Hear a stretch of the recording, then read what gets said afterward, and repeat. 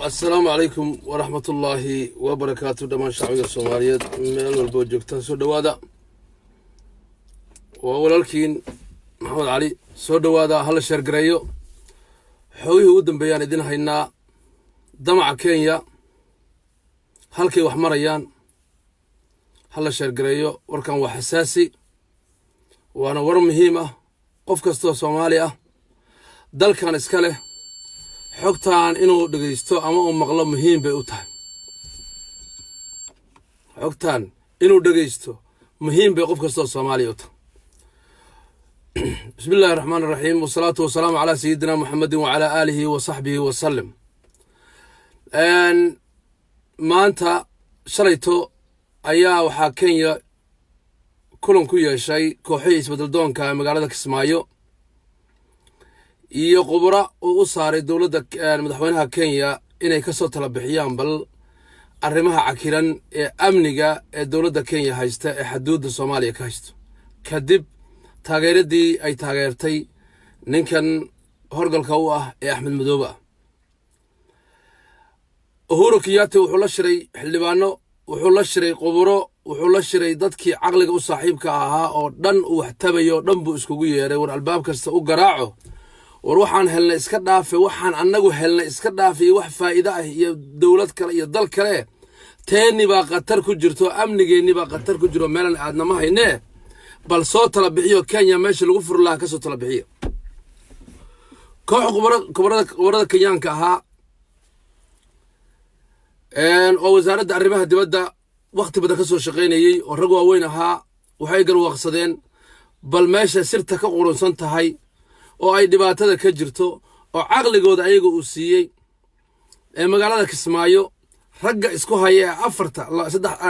afarta nin ah oo Cabdirashiid Maxamed Xidig Cabdinaasir Seeraar iyo Axmed Madoobe iyo Sheekh Deer oo ayaguna madaxweynayaal sheegteen in bal ayaga inta la isu keeno la heshiisiyo maamul ay ku midaysiin loo sameeyo ama Axmed Leere Axmedow waa 10 sano ku daba taagnayn waxna waad keenay weyday waad ku fashilantay iskaga bax ay raggan ugu yeereen raggi markii loo yeeray oo ay la kulmeen horta ragga koow markay magaalada Nairobi tageen oo adina shaka dhaafay koow waxay iska diiwaan galiyeen oo ay mataqaana la hadleen safaaradii Soomaaliya oo niman dawlad leh oo siyaasiyiin ah ay iska dhigeen oo dawladoodii ay wargeliyeen lambar 2 waxay la fariisteen safiirkii lambar 3 markii nimanka shirku qubarada Kenyaanka u yimaadeen ee niman saraakiil oo cadaan ah waxa lagu yiri aqli ma ahan saan dhibaata ay haysato adinku Kismaayo isku haysataan Kenyana wax badan baa uga baaba'ay Kenya cadow way yeelatay al-shabaab meelba ka xirtay xaaladeeda ma fiicno talaal iskaga baahan yahay sidii Jubbaland lagu badbaadin lahaa Kenyana ay ku badbaadin lahayd baa la rabaa tala keena nimankii waxay ku yiraahdeen odayaasha ahaa annagu meeshan dawlad baan nahay Soomaaliya la yiraahdo taladana meel bay ka go'daa magaalada Muqdisho ka go'daa madaxdeena qaranka ka go'daa ninka aad idinku taageereysaan oo aad wadataan waa ninkii jidii jahad diiday waa in dadka waa ninkii deegaanka inay doorasho xor iyo xalaal ka dhacdo diiday waxa aad idinku ku raacdeen oo aad aqoonsateen doorashadii xaaraanta ahayd ee beenta ahayd ee uu ninka isku cimaamaday uu kaada isku shubay baa idinku la taageerteen adinka dhibaatada Soomaaliya ka jira wax ka horinayo annagu marka waxaan diyaar u nahay Kenya dhibaatadeeda waa dhibkayaga Soomaaliya dhib gaar ah ma doonayno in ay isbedel dhab ah oo meesha ka dhaco adeerkeen Axmed Xuleystana umada uu dhaafo annaga waxaan nahay waana garanaysaan raggi soo dhisay meel walba la soo maray wax u soo qabtay inta hayay jaahil aan aqoon lahayn buu ahaa dawladda federaalka ka dhacsiinayay dunida ka dhacsiiyay ciidanka u dhisay awoodda maanta sheeganay raggi soo dhisay oo asaga halka Fariisiyaanuna wuxuu inoogu abaalgudinay wad arkayseen in la dilo shirqoolle iyo waxaan jirin buu noogu abaalguday iyo waxaan qof aan abaal ku gallo ama taqaana loo qorin haddii aad wax garanaysaan oo xishoonaysaan meesha sirta ka qurunsan tahay ama dhibaatada ay haysato waa xaqiine adinku lagu hiina dhinac iskugu doodo dawladda federaalka ee dalkan xukunta la xiriira haddaad ciidamadiina la baxaysaan haddaad wax kala qabsanaysaan adinka idinta la keenay laakiin annagu wax gargortan ah iyo wax wada hadal ah on arrinka ka galayna ma jirto annaga waxaan sugaynaa wasaaradda federaalka wasaaradda arrimaha gudaha federaalka dawladda federaalka Soomaaliya annagu aan hoos tageynay ee maamul ahaan aan hoos tageynay waxa inoogu taliso iyo xilliga doorashada noo shaaciso ayaynu ka qayb galaynaa waxaan nahay dad doorasho sugiyaal ah hal sanaan meesha fadhinay inta doorashaan sugaynay walina waan sugaynaa wajigaba xaasa Kenya la kulmay inta markaan iraahdo marka sidoo kale Uhuru Kenyatta wuxuu la hadlay safaaradda Soomaalida ee Turkiga ee Nairobi wuxuu yiri Soomaaliya awood bay la soo baxday Soomaaliya ciidan bay la soo baxday warshar gareey Soomaaliya awood bay la soo baxday maantana awal Soomaaliya dal weeq ah ever ah oo baabaasan baan u maleynay laakiin xaalku waa xumaanaya qasaara labadeedaba soo gaarayso waxaan rabaa maadaama adinku aan Soomaaliya waji ku lahayn konton ballamoodna aan kaga baxay dawladda federaalka Soomaaliya ee wadanka ka tilinaysa Maxamed Abdullaahi Farmaajo ee nabadoonkii qarniga ee geeska Afrika aan konton ballamood la galay oo ay Abdul Fattah al-Sisi marqaati ka ahaa aad baan kaaga qaadmay soo dhaw Aaron oo Abdul Fattah al-Sisi marqaati ka ahaa oo midowga Afrika marqaati ka ahaayeen oo iigaad marqaati ka ahaayeen ayaan ka baxay maanta ma nabadbaadin kartaan oo annaga Soomaaliya ma heshiisin kartaan safiirka ana qeyr Allah si Turkiga wuxuu la hadlay madaxweynihii wuxuu yiri ninkaas ergaa noo yimid bal arrinkan markaan annaga aan ku dayno tutuyaan ku dayno madaxweynihii wala hadlay warniyo wuxuu yiri koow waa inaad soo dhiibtaan ninka gacan ku dhiglaha ah ee cadaaladda caalamiga eryanayso soo dhiib lambar 2 faraha kala bax ciidamada abaabulaysa iyo fidnada wada faraha kala bax lambar 3 ninkan jamhadka ah ee jahadiidka ah ee jaahilka ah ee aad meesha ku haysato faraha ka qaad oo weyga iyo amisom iyo shaarkaad gashanta ixtiraam amisom noqo Uhuru Kenyatta wuxuu yiri okay baan ahay farahan ka qaadaya waad arkaysan maanta inuu ciidamo soo gelinaya hadana oo kala cusub oo laga keenay W8 qof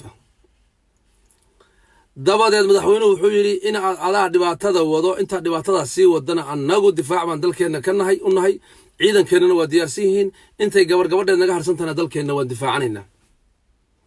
ninkani sidoo kale uu garwaaqsada wuu baxay oo meeshii ku noqday marmarka qaar dadka aqliga u saaxiibka ah waxay yiraahdaan war Uhuru Kenyatta miyuusan madaxweynaha Kenya ahayn oo ay tala ka go'in markaad Uhuru Kenyatta aad aqligiisa dhageysato iyo sida wax u rabay dadnimadiisa waxaad isleedahay inay dhab ka tahay in Soomaaliya uu la heshiiyo way laakiin wax qaldaya wax waxaynayo waa la taliyaashiisi iyo niman macay gamaara ah kukuya ah asaga tala ka qaato oo ay niman Soomaali ah oo kamid yahay ninka liyaado Yuusuf Xaaji raggaas ninkan haadaan ka tuurayo oo god ka tuuray markastaba uu jecel yahay waa nin nugul waa nin fulay ah waa nin Soomaaliya aabihii oo xarunta madaxtooyada uu ku dhashay ogaa Soomaaliya awoodeeda iyo inay Soomaaliya dad tababaran oo wax iska dhicin karo geesiyiin ah oo ilaahayna aaminsan iskuna filan iskuna kalsoon yihiin uu ogyahay laakiin dhibaatada jirta waxay tahay mar alla markuu heshiiska soo galay yaa bedelo niman macay gamaara ah oo qubrad u ah Kenya asaga la taliyaashiisa ah iyo odagan Yuusuf Xaaji baa bedela markastaba dhinac u gadiyo maxaa sheegaysaa wariya Soomaaliya everywhere maxay tahay Soomaaliya ileen kuwan kala alfo waaja mujassa waaja balay waa aamusay odaga dan waxa badbadalaya waa nimanka odayaasha maxaan rabaa marka shacbiga Soomaaliyeed la wadaago maadaama nin oday ahay waqti badan wadanka soo joogay garanay waxaan si lagu dhisay waxaan say ku yimaadeen waxaad ku ummadda Soomaaliyeed u sheegayaa qaarkiin qabyaalada ay ku jirtay cudurka iyo cunfiga ku jiro aaminsan inaad adinku Jubbaland qabsateen inuu adeerkiin haysto ana in kugu dhaaranay in adeerkii waxba lama joogo Ahmed iyo kuwa la joogo waxba lama joogo qowsaara Kenya oo haddaan idin sheegaya waxaan say ku yimaadeen markay Kenya hindisaysay sidii lagu heshiiyay Ahmed ba goob joog ma ahayn xisbul islaam buu ahaa Ahmed xisbul islaam buu ahaa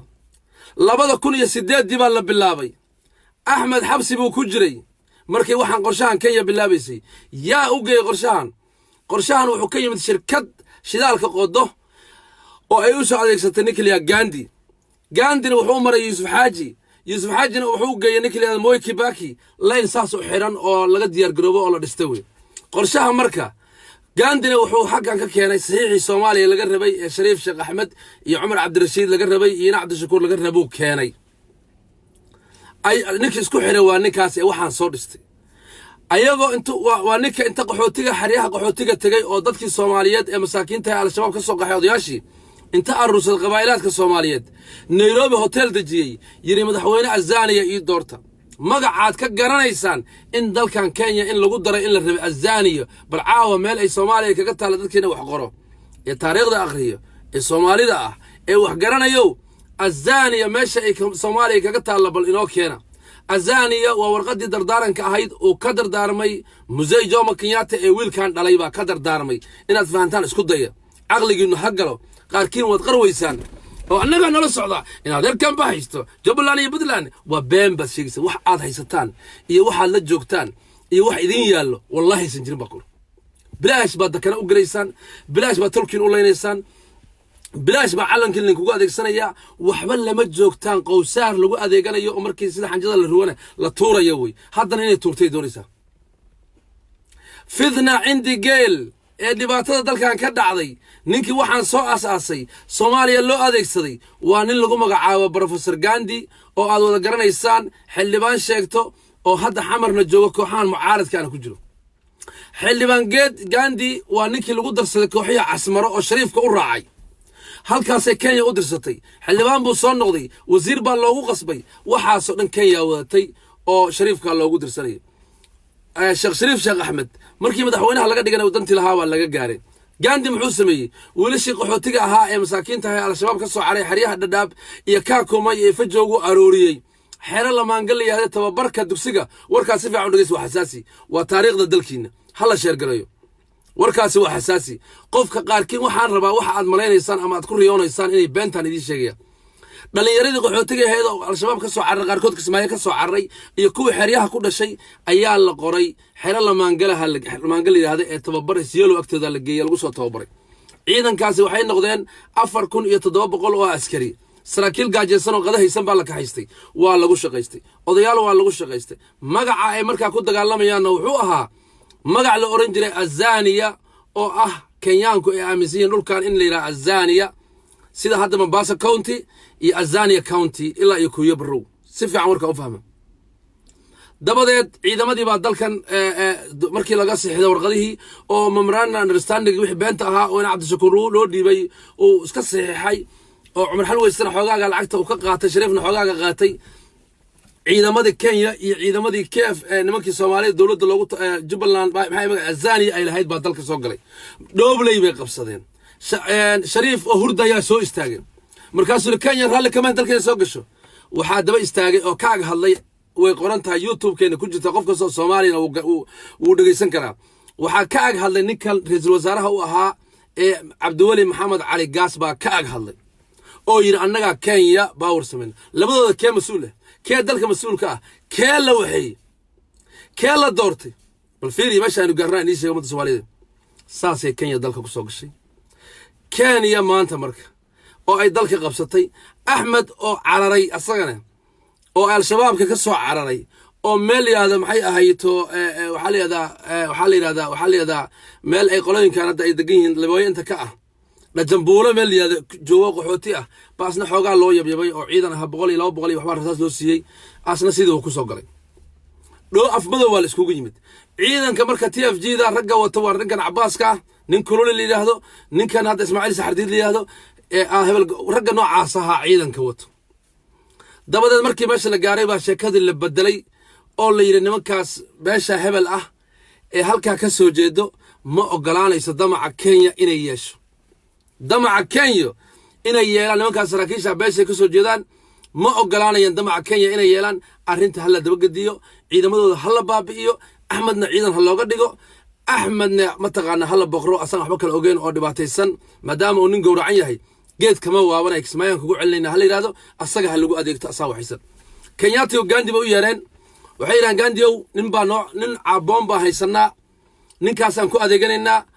adigu yooma min ayaan baa dalkan adaa xukumi doono laakiin hadda operationka asaa noo fulinay waayo yiri ciidamadii TFG-ga ee 4,000 iyo hayayga ahaa wala baabi'iyay Ahmed Madoobe ayaa la hoos geeyay dhammaantood wala saraakiishina waxa laga dhigay dibad joog baa laga dhigay qaarna mandheer ay galeen qaarna ceel waaq way u carareen marka inta maraysa marka oo Kismaayo la tagay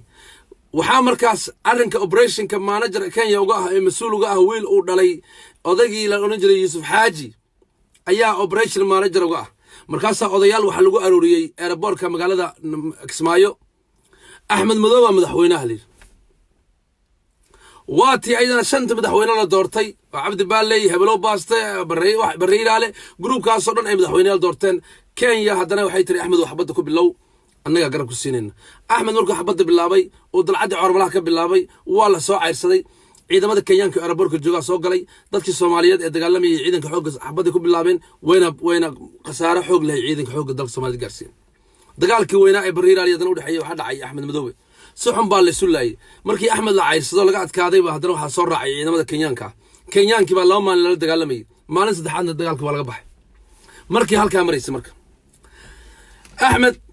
waa ka dhammaatay etoobiya ordaysaa timid waxay tiri kenya wax badanaan meeshaa ilaalsanayay waqtina iga galay anigu waxaan haystaa ilaa ay baar dheeraan haystaa bu'aalna waan tegi doonaa dowlad awood qaybsi ah ma samaysanaa etoobiya iyo kenya dowlad awood qaybsi ah ma samaysanaa annagu haddaanna tigree fal tafadal baa layidhi waxay soo dirsatay ergo waxay tiri madaxweyne haddaad adigu kenya qaato axmed madoobe ka dhigatay anna madaxweyne ku-xigeenkiisii iyo wasiirka arrimaha gudaha bal warkiisa waxaa u dhegeystayaa iyo wasiirka amniga intaas annaga etoobiya aadna siinaysaa yay madaxweyne ku-xigeenka etoobiya ka dhigatay jaajuuskeedii fartaag ahaabay ka dhigtay cantalaahaygi bay keensatay wasiirkii amnigana indhakorey bay keensatay wasiirkii arrimaha gudahana nin liyaa maxamed warsame darwiish ayay keensatay oo taliyihii nabadsuguda soomaaliya ahaa ee xamar dhibaato badan ka geystay oo etoobiyaanka ka socda saasaa awooddi loo qaybsaday etoobiya iyo kenya loo qaybsaday ummadda soomaaliyeed waxaan rabaa marka waxa saa lagu dhiso 2 dowladood dhisteen oo aanan annagu shaqo ku lahayn oo aan naga hindisa naga imaado uusan ahayn waxaan raalli ka ahayn uusan ahayn wax aqoonyahan soomaaliyeed iyo oday soomaaliyeed iyo khubaro soomaaliyeed ka soo shaqeeyeen oo ay dhaheen maamul deegaanka ha loo dhisay uusan ahayn wax dowlado 2 dowlad ku heshiiyeen oo ciidamada ay ku heshiiyeen oo awood qaybsiga ay ku heshiiyeen oo jaajuusintooda ay kala qaybsadeen ayaa horta meesha ka dhisnaa xasan sheekh maxamuud baa yimid wuxuu isku dayay ra'iisul wasaarihii markaa talada haya cabdi faarax xuseen baa weerar ku qaaday waa isqa qabsadeen xasan adsabaa looga yeeray waxaa lagu yidhi haddaad iswaasho adaa meesha ka baxayo haddii kale waa inaad taageerta annagaa kan wadan axmed annagaa wadanno qasba cannay kugu tahay faarax cabdulqaadir buu diray faarax cabdulqaadir ayuu diray dabacii etoobiya ay lahayd buu u oofiyey xasanna wuxuu dhaafsaday doorashada soo socotaa adigu qaadanaysaa doorashada soo socoto ayaad madaxweyne kaa dhigaynaa maadaama aan dalka haysanno gabro iyo geesaha ka soo marano hayuhu dhah u qaata horta waxa saasay ku yimaadeen qaarkiin mataqaana qabyaalada hayso oo iska qaylinayo oo dhahay reerkeenna iska leeya nagaa jubbaland nagaa puntland halow gaariso halow bahalkii waxaasi wax macnaa wax aad la joogtaan ma lahan anu waxaan dhihi lahaa ummadda soomaaliyeed dakanaha ka gelina aduguna ha isdakanaynina beena naftiina ha u sheegina meeshaan 2 dowladood oo cadow ah oo dalkaan inay qaybsatartaa qaybsatay intana nimankaana camiiliin bay hayn ayagu u shaqaynayo wixii ay qaybsadeenna waatan maanta marka maxaa inaga shacbiga soomaaliyeed inala gudboon marka kenyasa maxaa la gudboon nin qabiir sare ah wasaaradda arrimaha dibadda kenya ka shaqeeyo warkiisa meel walbuu ku jiraa waa dhegaysateen wuxuu yidhi madaxweyne maxamed cabdullaahi farmaajo wuxuu inaga dalbaday gacan ku dhig la indhakore inuu noo soo u dhibno annaga waxaan ka dalbanaynaa oon dhaafsanaynaa beddelkeeda in uu asna saraakiisha al-shabaab inoo soo dhiibo bal fiiriya soomaalidu waxay tiraa hal diidan geeday meelay ku xoqato ma weydo bal fiiriya ma soomaaliya al-shabaab ma saraakiisha al-shabaab waa gacanta ku haystaa ma meel degan madaxweynaha og yahay waa maya tan labaad wuxuu yidhi annaga haddii aan kenya nahay jubbaland oo dhiig iyo dhacaan inaga galay oo rag inooga dhinto dhaqaalo ku bixinay hadday gacantayada ka baxdo kenya waa u dhammaatay taasi waxay ku caddaynaysaa damaceeda kenya ahaa inay dhulkan ayadu qaadato ayadu ay leedahay muwaadin soomaaliga xorta ahow soomaaliga maskaxdiisa qabyaaladda iyo qurunka iyo jaajusnimada ay xorta ka tahow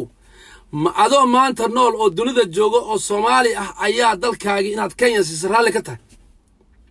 ma adoo maanta nool oo dunida nool oo maanta aad aqoontaada iyo waxbarashada mataqaanaa iyo awooddaada iyo waxa aad tahay iyo tiradaada maanta ay Soomaaliinta la eg tahay miyaad maanta leedahay dalkaygii oo halka jooga oo gobol dhan oo Soomaaliya gobolka ugu kheyraadka badnaa ah oo Soomaaliya gobolkii macaadinta ka buuxda ah miyaan Kenya oo ummadda Soomaaliya ka siisa doonaysa ku dakanoodo ummadda Soomaaliya markuu waxaan u sheegayaa reer aabahay nimankan odayaasha ah ee Axmed ku qabiilka ah ee meesha fadhiyo waxaan u sheegayaa hadday wax qaadanayaan rag badan oo saraakiilna waa la kulmay rag badan oo aqoonyahanna waa la kulmay waan is aragnay waan sheekaysanay waxay la joogaan male waxba hadda kanoobina waxba dambi ha gelina wax dambi ah ummadda Soomaaliyeed ha ka gelina tani maalin bay ilduufkaani dhacay maantana waa maalin kale ummadda Soomaaliyeed ee nafta ka dulqaado waxan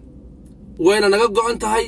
milow yacada ilaa raskambori Soomaalida ku nool inaan iska dulqaadno waxaan culayskaan walaalayaal waa naga go'anta adukuna hadda kanoobina Soomaalidu waxay tiraa dabala geleede boqol ku tahay war Soomaali baad ka matihiin war wal cabsi badan ma jirto qabiil jiraatihiin qabaa'ilad Soomaaliyeed dalkaad wax la leeyihiin cabsida intaad iska dhaaftaan umadiina ku soo biiro oo wax la qaybsado waxba ka weymaysan laakiin Soomaali saakayto ma ogolo in dalkii Soomaaliyeed Kenya la siiyo ma ogolo markay intaas dhacday oo ay hawshaasi dhacday maanta marka awoodihii ina haystay ee inoo heshiiyey ee Tigreega iyo Kukuyada Tigreega gobolka waa baxeen oo Ilaahay baabana dhaafiyay maxaa inoo haray Kukuyo annagoo Soomaaliya ka ogolaan mayno inay dalkeena qaadato adiga marka adoon dhibaato isgelin jaajusnimo iyo waxaan ummadda Soomaaliyeed aan dan u hayn aadan gelin ummadaada ku soo dhaxnoqo la safo dalka aynu wada difaacano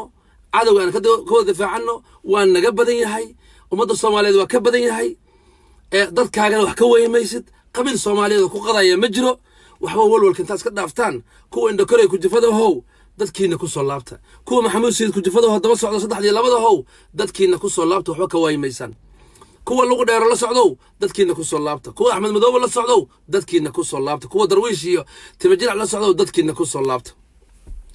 waxaan rabaa sidoo kale inaan ka dabageeyo gudoomiyihii gobolkii Jubbada Hoose ee Axmed Madoobe u magacaabay wuxuu ku xiran yahay magaalada Nairobi ayuu ku xiran yahay waxaana loo haystaa tuhun ah in sirdoonka Soomaaliya uu la kulmay waxaa kaloo loo haystaa bal fiiri qabyaaladu inay basal qurunta tahay oo urtay aan sheegay dhageysta waxaa kaloo loo haystaa in uu xidig ilma adeer yihiin isku reer yihiin waa ninkii dhan gudoomiyaha ahaa ee Axmed Madoobe shaqeynayay ee gobolka mas'uulka uga ahaa Cabdirashiid Gooni wuxuu u xiran yahay xidig badal madartiin markaas waxa lagu soo oogay dacwada aan jirin oo ah in sirdoonka Soomaaliyeed uu kula kulmay dalka Djibouti Nairobi uu ku xiran yahay safaaradda Soomaaliya hadda hawshii wado oo ma taqaana ninka daba joogto soo saari doonto insha Allah biidnillaahi kariim marka inay qabyaaladu xun tahay aan idin sheegayaa waxay tahay Cabdirashiid Gooni saaka wuxuu xiran yahay xidig boo ilma adeertiin xidig iyo ninka la yiraahdo Axmed Madoobe isku reer horta intaasaad ka ogaan kartaan أنا مركب مدينة شيء أمد الصومالي من البجوتان مدها كوفة كرنا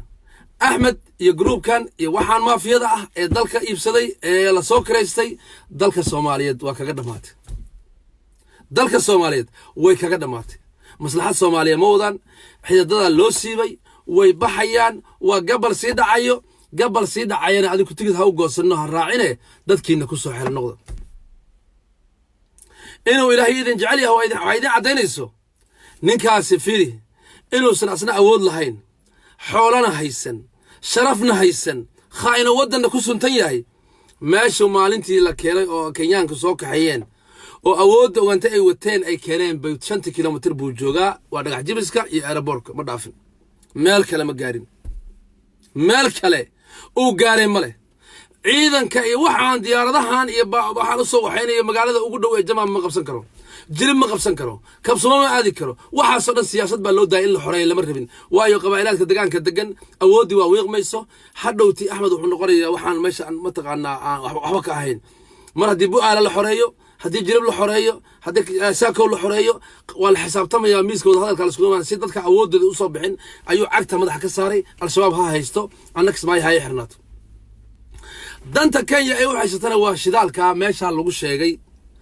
iyo hadalkii odagii uu ka tagay Uhuru Kenyatta aabihii Mzee Jomo Kenyatta ahaa in dhulkan Jubbaland yiraahdo ee wabigan Jubba uu maro inay ka mid tahay dalka Kenya waxa hadda ka hor dhacay oo nin oday oo qabiila ii sheegay ninka la yiraahdo Uhuru Kenyatta aabihii Mzee Jomo Kenyatta Maxamed Siyaad Barrow yimid Allahu naxariistay wuxuu ku yiri ورني محمد وريا محاد أفريقيا نما سيد يقول هذا شركة أفريقيا مدو أفريقيا حمل كدعي أفريقيا نما محاد ضل كي يجيب هذا هيستاي محن أفريقيا نما يقول هذا سريع مركز عندنا ضد يضل بعض هيستا حقن كايستا دad كان دقن ماشي جبل كسماية أجار كده باجونتا جولي جواي يا كامبوني يا فومو يا ماشي محيا كودا يا محيا كويامة وحاسو دن أو دقن إلا يا ماشي محيا موجامبو لما أنتوا دوا سواحلي وأنا من كيانا والفير هل كانوا كدقن ما هل كانوا إجارسي محمد سياد برهان wax Soomaali kaama haystay wax Kenyaana dad kaama haystay dad Soomaali ah ayaa halka ku nool deegaankana waa Soomaali mustacmarkiina haystaan inta loo kala gooyay niyahu dalka adiga iga haysatay intii gabar garaaran iyo geed qodax la ku yaala Soomaali ba iska leh adeerow naga tago nooga bax dalkeen dad Afrikaanimo ixtiraam ku ixtiraamayso gaal baa isiyay Ingiriis baa isiyay hala soo fariisan horta waxa halkaasay maraysay riyada anagu aan lahayn ee madaxweynaheennii maxamed siyaad barallahu naxariiso oo nooga tago ahayd intii gabar garaaran iyo geed qodax la ay ku taalo Soomaali baa leh asaguna dhulkan inay azaniya tahay aabii kaga tagay warqadii dhaxalka aabii buu wataa maxaa marka anaga ina la gudboon shacabka Soomaaliyeed waxa ina la gudboon dadkii maafiyada ahaa ee dalkan iibsaday ee cadawga soo horkacay ee magacyada inoo bixiyay ee maamulka beenta ah oo dulmiga ah ee dulsaarka ah meesha samaystay ee lagu adeeganayay inaanan qabyaalad ku taageerin kuwii madaxda dalkan ka ahaa ee u dhaartay ee iibsaday ee labada mar israacsado gacanta ka ritane aanan qabyaalad ku raacin ka dhignaato ka cambaar leh oo ummadda Soomaaliyeed dhibaato ku ah qaranka dhibaato ku ah dawladnimada dhibaato ku ah aan ka dhigno oo aan sanka ka qabsanaa meel walba meel alla meesha taagan raggaas yaa kamid ah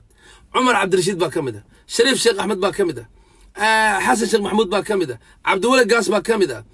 waxa kamida fartaag ba kamida axmed madow ba kamida farola kamida maxaa you name it wax alla waxa soo dhan oo inaadan qabayaalad ku taageer hadaa rabtid inaad xor noqoto hadaa rabtid inaad Soomaali muwaadin oo xor oo sharaf la aad noqoto inaad rabtid waa inaad ka dhigtaa nooca daba dhilifka ah dulliga ah ee dalkaaga saxiixay ee cadawga horgalka u ah ee dhaxalkii aabaha kii awowga kii aad carruurtaada uga tagaysid inuu kuuya iyo kalanjiin iyo masaay iyo waxaan aan aqoon uu siya rabo inaad iska dhigtaa meel oo aan hal meel uga soo wada jeesanaa waxaan rabaa shacbiga Soomaaliyeed inaan u sheego wax yar baa nimanka ku haray dad yar oo aan badnayn ayaa ku haray qaarkoodna xogaa shirmaanaysan dareertay ku qabaan qaarkoodna qabyaaladii waa saacadda meesha u dambaysa 90gii boqolkii istaagtay oo ay daba socdaan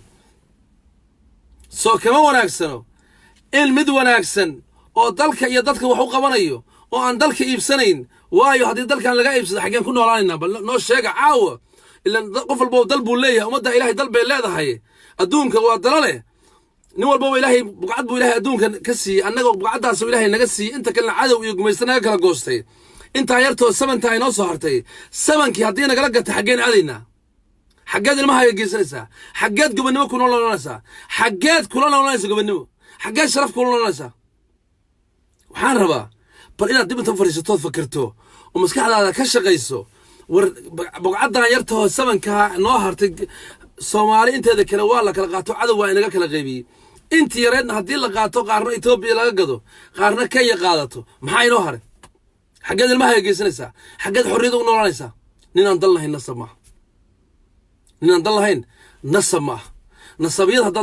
قرنا يسوي Soomaali تاي وإن الدل كهجا إلى الستة وإن العدو كإلى الستة وإن عدو ما أنت أدون كان واحد يربى جوجي ساي عرورت هذه مال هذا وتكتو أي كل ستان كل راح يستان إلهي كو عابدان إن أصلا يسال الربا لكن المسكحة دي إنه Soomaalidu waxay tiraa hadal wuxuu yiri dhagal laabo duleelo iyo dhagal leer u duleelo waxaad ku faraxsantiin oo ku qanacsantiin in adeerka oo horgal ah oo dalka iibinayo oo aan awood lahayn oo lagu shaqaysanayo oo si dhagax inta la soo qaado meel la dhiganayo firi saa lagu dhiganayo oo waxa maanta caawa soo gunnimo noogama filno ninka noocaas si dhagax meel loo dhigtay inaad daba orodo tiro annaga nolol jeeda reehebel annaga jubbaland nolol jeeda farmaajo iyo qeyr reehebel bay u jeedaan duulaan waxaasi waa hadalka gumaystaha iyo hadalka wax magaradka ah ay dadka ugu sheekeeyaan ana hadda ku sheegay caawa haddaad wax garanayso qof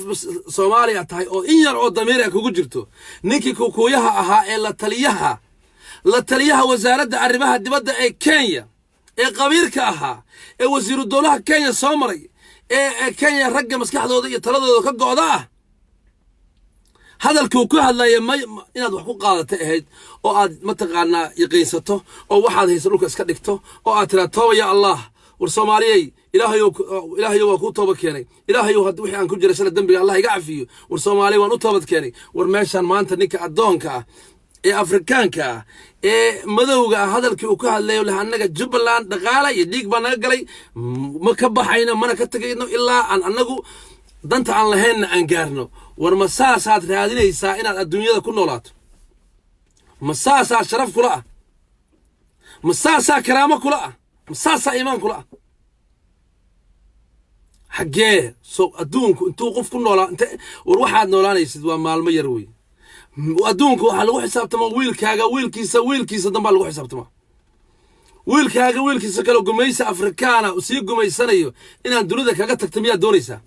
مسويل كيسة حرة أو إن الدنيا كاجا تثارتها حداد دونيسة مدة عيدا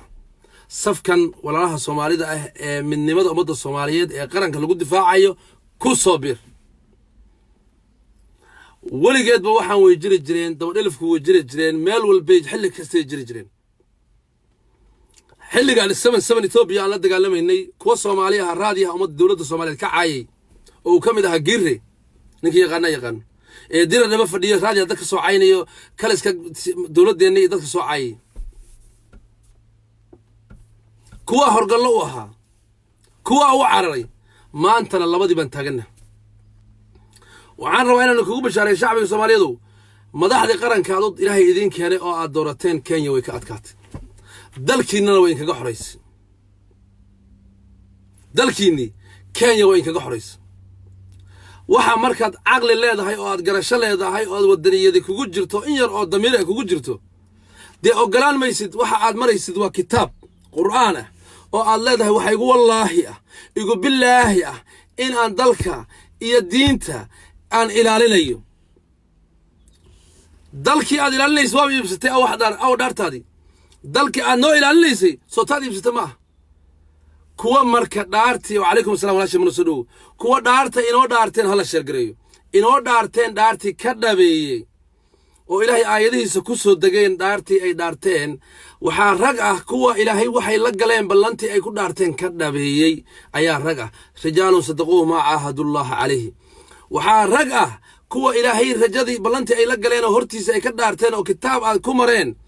in كدبيي ورجع كوي إبسدنا ودالمين الله رسول كفرتي مالين مالما كميدا هالنا سوق بندورا أنقنا وراقان كقرينا أنو جوب جوب بنا هامش وحن لو أساسي سيد الله كلا إبسدي قاب كي وحن كل مادين إن وحن لو شقي السنة إن سن قبل أحمد أنت سودين إن كوان كلا توقتا قبل دنت هذا ودين لما أنت الدلالي هنا حراش قرن أيهن مقعودنا نبحي حراش قرن ومدنا أي عنيان دل كنا هدان لقصو قارنو إلهي وسن نقصو قارنه أنت وهرتنا أي عن لهاين إلهي بما هدا إسكال نقصو قاري أين لا في وحن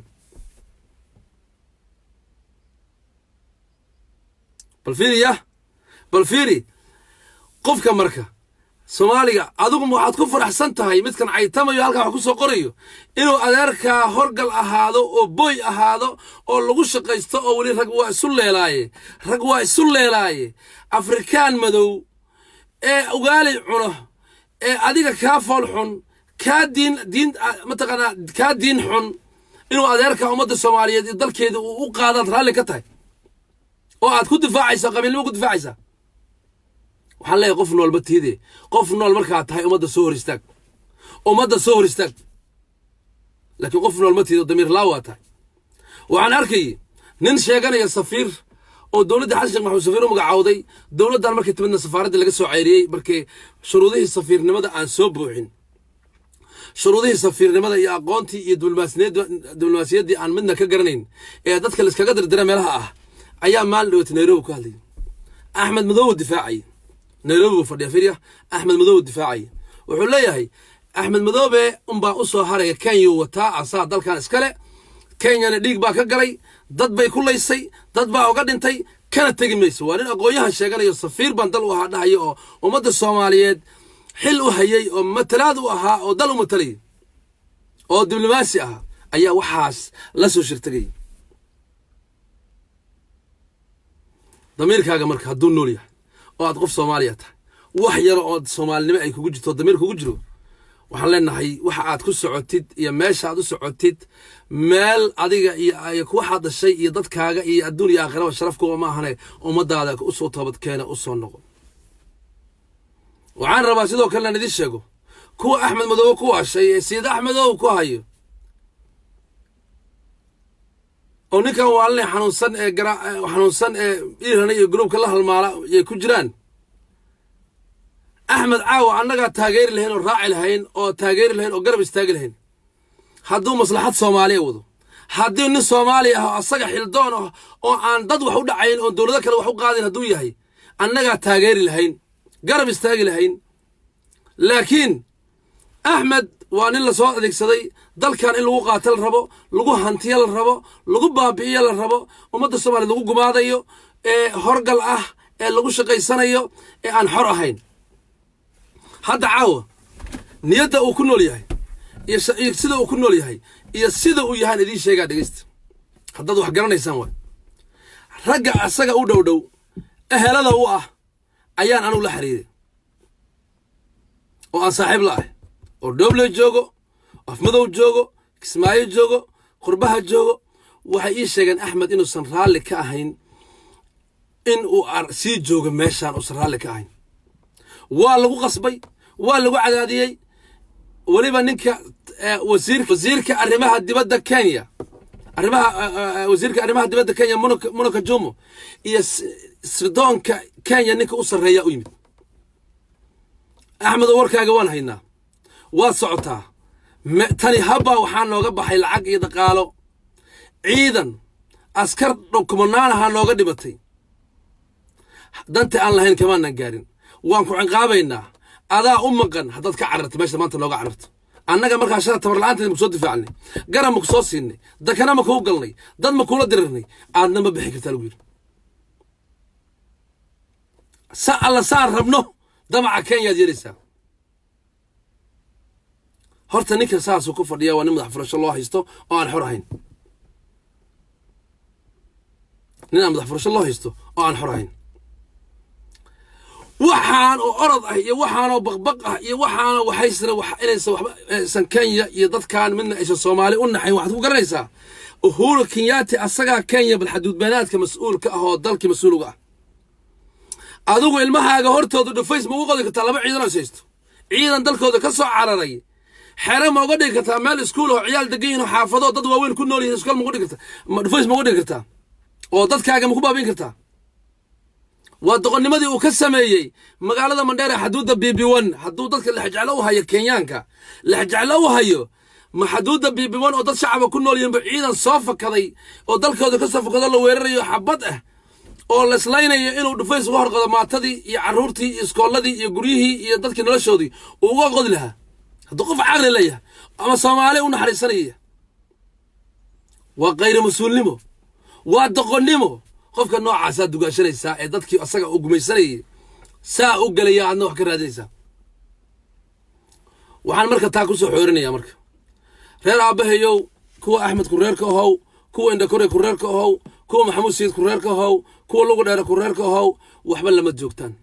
xariga wadaan xoolo kuma jiraan wax Jubbaland lihaadaan ma jiraan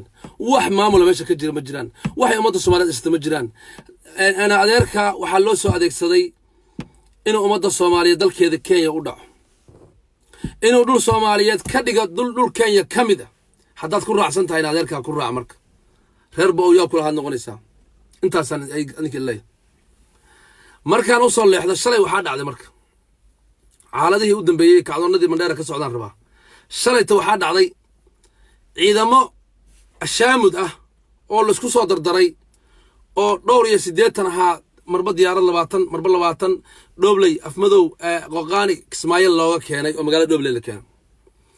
wiil kamid ah askartii Axmed Madow Daraawishtu uu sheegay oo laga keenay afmadow oo qori beekaayma watay ayaa yiri anigu baabuurta baxaysa ma raacayo wiilka uu dhashay walaalaha beesha Cawliyan buu dhashay waa nin la yaqaano aabihii la yaqaano wuxuu yiri anigu ma raacayo gadana ku soo dhiman maayo xuduudda Kenya kama dagaalamayo Axmed oo mana baxayo qorigiisa halka kala baxay amar buu axmed ku bixiyey in lagu dabrido meeshaana yarkii lagu dilay asaguna waxbuu dilay waxna waa dhaawacay qorigiina waa laga soo qaatay si kuwaan saca qowrac weysha ku usqaatee si ciidanka kale loo cabsi geliyo ayaa lagu durduriyey oo ciidan loogu saaray oo lagu dabriday ilaa ay rasaasta ka dhammaato markuu meesha ku dhintana qoriga laga soo qaatay ciidanka kale ee 80 iyo dhowrka ahayd ayagoo argagaxsan oo cabsanayo ayay soo baxeen dhobley ka soo baxeen wadadii waxay soo mareen diif aadaysay xadka raacaysay xadka wadadii xadka ah oo dhanka Kenya gudaheeday soo mareen nimankii dhalinyarada ahaaba wadada u galeen gaari seekaawo ah oo baawur cabdibilaa oo seekaawo saaran yahay waa laga gubay 10 nin wabasha looga dilay inta kale ayagoo habqan ah oo kala cararayo ayaa askar Kenyaan ah u soo gurmatay oo diyaarad baa helicopter kor looga ilaalinayay kuwii waa soo kaxeeyay waxaa la keenay meesha la yiraahdo Kamoro Galja oo Mandera dulaadkeeda ah difaac baa halkaa ka xirteen waxaa marka raggaasi wato nin dambiile ah dad badan oo reer Jubbaland ah xasuuq u geystay oo lagu magacaabo nin niile musharaxiinta raggii la dilayay ninkii qalyara kamid ah Allah u naxariistay wax dilay nabadoonkii ugaaskii ama suldaankii galjacel dilay kii biimaal dilay dad dhalinyaro abraaho waxba aan geysan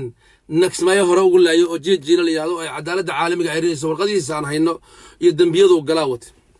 kadib markaan hadalnay oo aan la hadalnay oo idaacada ka sheegnay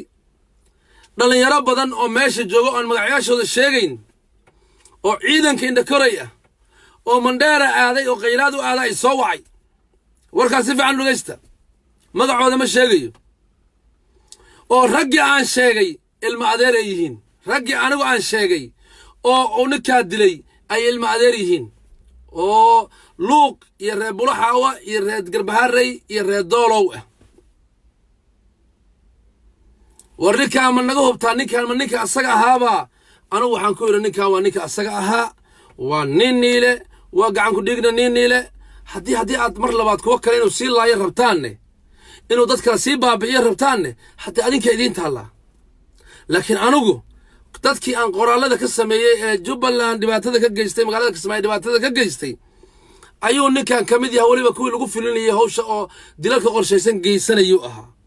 aad baan kaaga qaaday waxaa kamid ah oo aan soo bandhigay oo aan banaanka idiin soo dhigay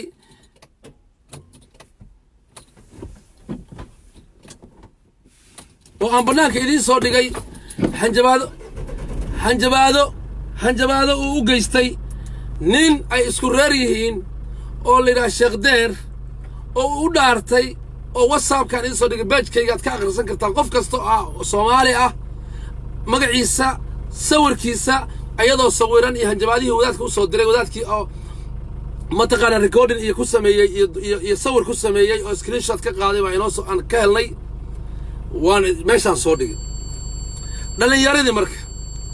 inda koray qaylaada Mandera oo aad xoogaa $100 la siiyay ee dagaalka gashay oo magaalada Mandera joogta ay soo wacday waxay ugu yiraahdeen maanta waxaan daawanay clipkaagii dhalinyaradu way ugu xiran yihiin qaarkood maslaxada kale meesha u joogan qaarkood dambiyo hore ay galeen oo lagu adeegtay u joogan laakiin hawshoodan ku jirnaa inaan anagu raana dhagax baatiin la soo tuuray cidis dhagax hadii lagu dhufto ma dhagaxa la qabsadaa mise qofkii soo tuuraa la qabsadaa qofka soo tuuray annagu dad waxaan u sheegay lagu yiri ama taqaana loolkii adeegsaday dadkii baabi'iyay leeydin ma haysto gacan qaldan baa isticmaashay wada hadal baa inoo socdo qolooyinka dawladda iyo dadka aqliga u saaxiibka in wiilasha la yiraahdo waxa ay geysteen waxba idin ma haysano wax dambi idin ma haysano hadda dambi kale ha sii gelin oo safka inda koray ka soo baxa wada hadal ay wiilasha inoo socdo warkaysi fiican dhageysta wiilasha waxaan ku iri ninkaani waa ninkii hebel dilay waa ninkii heblaayo dilay waa ninkii guriga hebel gubay waa ninkii intaa waxeeyay marqaatiyada cadeemihii baan hayaan u diray way qanceen marka isla xalay waxaa lii sheegayaa in ninkii dhifayska uu ku jiray uu ka baxay oo ciidankii uu watay intuu walwalay cabsaday in la dilaayo ka baqay oo ninka niile uu gees dagay oo inda koray ka cararayo ma anaadi ma shimaysaa ma aniga miyaadi mashimaysa oo dhibaatay gelinaysa waa la igu soo socdaa dhagarqabe dhulka u dhawaaqo dhagarqabe dhulka u gariiro dhulka u dhawaaqo cayrin cunana calooshiisu ka toon qaba dhibaatada uu galo og yahay ummadda dhibta uu geysto og yahay dulmiga ummadda ka galo og yahay dabadeed ninkii saasuu ku cararay ninkii saasuu xalay ku cararay dhufayskana wuu ka baxay lamana biciidsanayo inuu maanta baxo iskaga tago oo ka howleelo had anaa idiin sheegay si fiican warkay u dhageysta inuu maanta ka howleelo oo iskaga taga meesha lama biciidsanayo wiilashu qaarkood hadda halkaan ay ku jiraan magacaashooda ma sheegayo way daawanayaan waa wiilashii reer balad xaawo reer doolow reer luuq ee la qalday ee gacanta qaldan ku jira qaarkoodna dadka walaalahood lagu dilay qaarkoodna adeerayaashood lagu dilay way daawanayaan wayna yaqaanaan wayna maqlayaan hadalkayga laakiin dembigaasi waxay kaga baxayaan markay ninkan gacan ku dhiglaha ee dambiilaha ee ummadda baabi'iyey oo xirxiran ay noo soo keenaan oo ay cadaaladda u keenaan oo ay ciidamada dowladda federaalka u keenaan oo annagana dacwaddii aan ninkan u haysanay iyo dadkii dhibanayaasha ahaa ee dhibaatada u geystay ay cadaalad helaan dembigii ay qabeen waa laga cafinaya markaa dembigii ay qabeen waa laga cafinaya dembiyadaasoo kale ah wixii loo adeegsado ay dileen dembiyadaasoo ah in ayagoo ciidanka xoogga dalka soomaaliyeed oo qaranka xaquuq siiyey oo mishaaraad siiyey oo wax ay heleen in loo adeegsado mar labaad ay ku biiraan gacantii cadowga ummadda soomaaliya soo weeraraysay oo dalan cadow nahay ee dhulkeenna damaaci ku haya ee weerar ku ah ay u tagaan ay aadaan dhibaatadaas ay galeen waa dembi dhibaatadaasi waa dembi kale marka maxay tahay marka la isku soo xooriyey waxaani maxay tahay ulajeedka ay ka leeyihiin ulajeedku axmed ka leeyahay 80 wiil ee dhobley laga soo diray 20 la soo diray ciidanka maanta xoogga dalka Soomaaliyeed inta tiro leeg ee loogu talagalay inay dawlad kale la diriraan inaysan u babac dhigi karin uu og yahay muxuu ka rabaa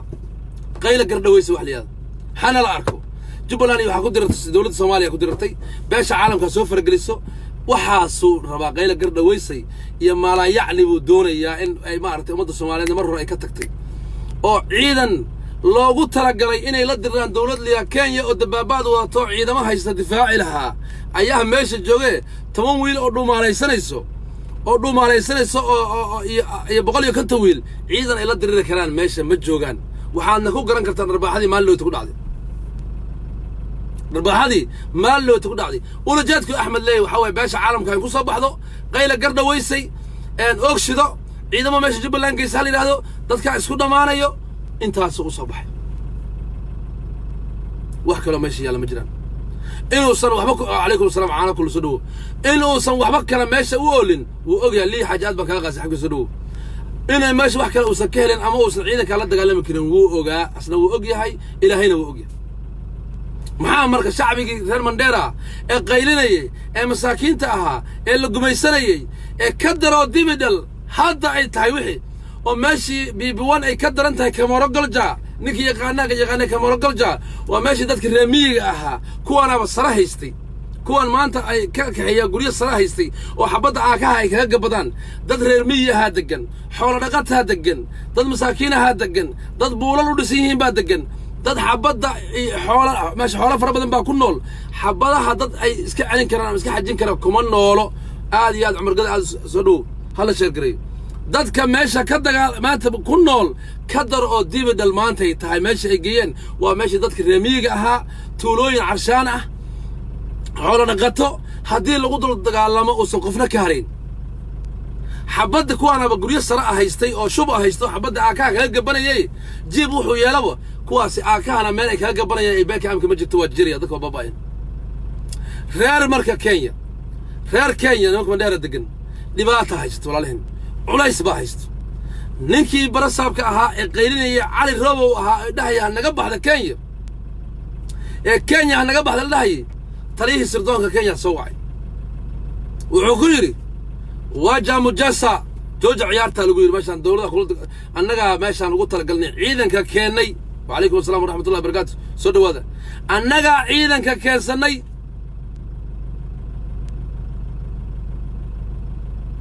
annagaa keensana dowladda dhexaa keentay dowladda dhexe ayaa keentay waxna ma dhihi kartid baa lagu yidhi shacabkii odayaashii waagii baa ku baryay waxaad samayn kartaa sameeyaa lagu yidhi ciidankina waxaa amar lagu siiyey haddii dad mudaharaada idiin imaadaan xabad afka ka geliya kalsooni baa lagu siiyey dhakore ee gruubkiisa kenya inaysan cidna u naxayn dadna aysan u naxayn qof kalena aysan u waxaynayn waxaad ku garanaysaa shacabkii ayada ay gumaysanaysay oo cashuurta ka qaadanaysay oo ay dhulkeeda haystay bay saa u baabi'inaysaa in loo laayo rabtaa maxaa marka ayaga la gudboon waxaa ayaga la gudboon wacalaykum assalam ala shargareeya waxaa reer kenya la gudboon iyo dadka caqliga u saaxiibka ah war geeri idima dhaanto war geeri idima dhaanto war gobonnimo ku dhinta war bannaanka u soo baxa war ugu daata kenyaanka xeryahooda war iska dhiciya war waddooyinka xira taayeerra ku guba mudaharaadyo sameeya iska difaaca dabadeedna waad guulaysanaysaan laakiin haddaad tiraa alafu ma goosada ka timaad yaa limbayna aad madaxiinna hoos tiraadaan waxaa wixii aabbayaashiin lagu haystay awowayaashiin lagu haystay ilmihiinna lagu haysto adinka linku haysto waana linku haysan doonaa war kacoo dhidibka rida intaasoo dhimanba weydaan war reer kenyow ma nimanka afarta wiile al-shabaabka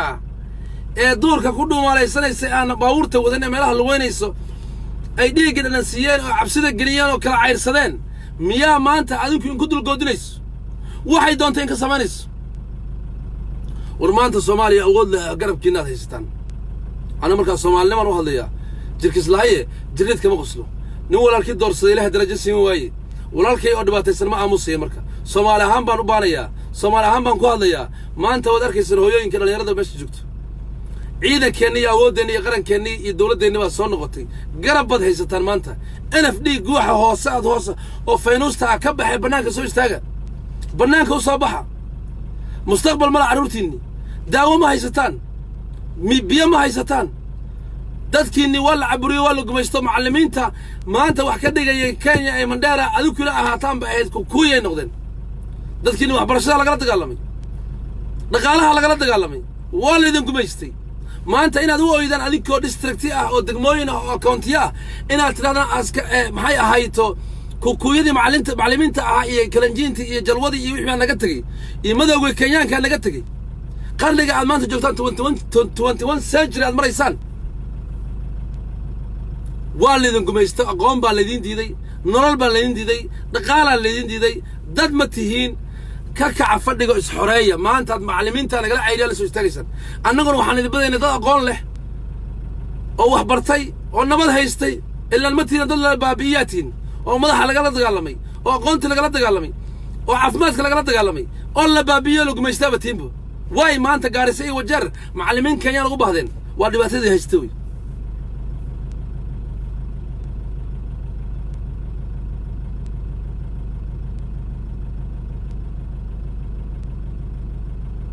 marka doqonnimada intaad ka baxdaan iyo beenta iyo waxa tirafada intaad ka baxdaan tuunistaad aragteen hal wiil ayaa xoreeyey guga carbeed baa dhacay dictatorra nuclear haystaa la cayriyey waba kenya faalal wada hortaagan haddii nimankii xildhibaanada heer deegaan ee degmada mandheera county ay hadleen haddii odayaasha hadashay haddii culimmada hadashay laynku tixgelin waaye walina ciidan laynku soo daabulayo kenya maxay idin reebatay oo aad ku daynaysaan maxaad ku xeerinaysaan oo idin reebatay soo inaad fadhiga ka kacdaan oo aad xeryaha u gashaan oo aad kuwan cayrsataan oo waxaad alla waxaad haystaan qaadataan oo aad dalkiina difacdaan maaha ilmahaagii iyo reemigaagii iyo dadkaagii nugulka aan ku dhex dagaalamayo aan cadow soo xaraynayo ciidan maar meel laisku afuufayaan ciyaalkaagii difaac uga dhigaya ayaad yeelaysaa maxaa kaa haray maxaa kugu haray soo hadda kuwaas si shan loo soo ceyrsay inta la soo ceyrsado xaggii soo galayaan waxay soo galayaan mandheera gudaheeday soo galayaan bulo imbiyo iyo biibuwan iyo bulo jamuuri ay soo galayaan garoofaday soo dhex istaagayaan khasaarada halka ka dhacaya iskale soo idima gaarayso war bahasha waxbaa laynkugu talagalay waa laydin tashtay fadhiga ka kaco isdifaacaan leh waxaan rabaa sidoo kale marka shacabka soomaaliyeed meel walbuu joogo kuwa baraha bulshada joogo ka soo hadlay kuwa dalkii soomaaliyeed jooga sida geesinimada leh wadaniyada leh u muujiyay inay ayagu Soomaali yihiin oo dalkan leeyihiin dabadhilifka Kenya la socdana u muujiyay inay cadow u yihiin oo ay dalkooda ka difaacanayaan oo ay soo istaageen waxaan leenahay waajibkiinii ayaad gudateen shukri ala waajib ay qof kasto Soomaaliya dalku waa naga dhaxeeya oo nin gooni u leh iyo qabiil gooni u leh iyo jifa gooni u leh malahan inta yarto inoo harta hanbada ah ummadda Soomaaliyeed bay ka dhaxaysaa Soomaali baa wada leh inaad difaacato oo aad ku dhimato oo cirdigaaga iyo sharafkaaga difaactana xaq baad u leedahay dhammaantood kuwii soo raacay ee taageer ummadda Soomaaliyeedna waa mahadsantiin baan leh waxaa dulli iyo ciriiri iyo dhibaato ilaahay baday ilaahay baday kuwii cadowga raacay ee qabyaaladda iyo daciifnimada iyo shilimaanta ku raacay ee taageeray ee bulaxa uu xiganta ka dhaceen ee ciidamada cadowga la baabi'iyo la cayrsaday oo la burburiyo saldhigyadoodii oo guulad ciidamadeena xoogga dalka Soomaaliya taariikh ay gaareen oo ay 30 sano kadib ay istaageen 3 kiiloomitir askarta Kenyaanka qoryaha madax saarteen oo ay carareen oo awoodooda tusnay qof kastoo Soomaaliya oo damirkiisu xalaal yahay oo Soomaaliya muwaadina uu ku farxay ahayd oo yiraahdo Allah ilaahay maantan guulaysanay waayo qaranka guuluhu gaar ummadda Soomaaliyeed ma wada gaartay ciidankan dawladda federaalka guulaha gaareen anagoo dhan ba wada gaarno wax wada leen inta inuu qofka gartaa raba laakiin ma arkay inuu taas suniyo waa ka qaad inta wax cunur raadinaya iyo qabyaaladii cudur xosa ku jiro dad badan odayaal ah oo baraha bulshada ku jiro wiilal reer bahalkii reer Sanaag ah kuwa reer Sool ah kuwa reer Xamar ah kuwa reer Hargeysa ah kuwa reer Burca ah kuwa reer Djibouti ah kuwa reer ma taqaana kilka shanaad dhammaan muwaadiniinta Soomaaliyeed soo baxeen wayna cadeeyeen bararahooda qaladka ay Kenya ku jirtay dulmiga ugu hayso way cadeeyeen dalkoodii inay garab istaageen wadaniyadoodii bay cadeeyeen marka waxaan leenahay aad bay ugu mahadsan yihiin shukran ala waajib bas carab guri aad baan ku salaam mudanay aad iyo aad baan ku salaamay waa mujaahid habeen u taagnaa difaacida jiidda balaxa ku jiray waa carab guri wale waa nin Sool waa nin reer bahalka Sanaag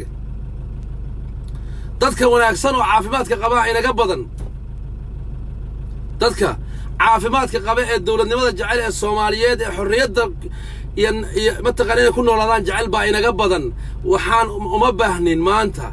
dadka xun ee ducafada ah ee saacadu kaga taal 91 kaga dhigtay oo saacadu jufo kaga dhigtay oo saacada aaminsan reerkeena hebela annaga Kenya waxay noo qabanayso oo garabkeena ah ciidamada Kenya waxa soo suustay kuwa halkan xanuun ku dhacay ee xanuunsaday ee halkan ka cararay ee dambiye ka galay ee lacaga inta qeyriyada furteen been ah oo ay rajiis gareeyeen dad baan lacag u aruurinaynaa dhaheen lacagti ka cunay oo masaajidda lacagta ka cunay oo habaarkii ku dhacay habaar ku dhacay oo maanta say u egyihiin aad wada garanaysaan oo ka mid yahay ninka gaar haya la baxay annaguna aan u bixinay xaar haye maalintii uu Facebook soo galay wajigiisa sawirkiisa fiiriya maanta safiiriya maxaa ku dhacay muuqaalkiisa maanta iyo maalintii uu Facebook soo galay dhahay gaar haya cidna lama shaqeyno cidna uma gargaarno xaar haya baa tahay xaarkii ugaalida Kenyaanka tahay